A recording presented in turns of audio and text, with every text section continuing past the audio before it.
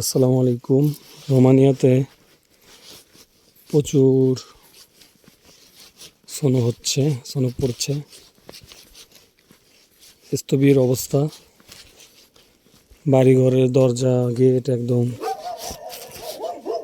বন্ধ হওয়ার উপক্রম।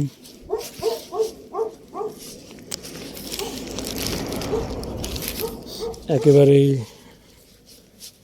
মানুষ চলাচলের স্থবির হয়ে আছে, খুবই কম মানুষ চলাচল।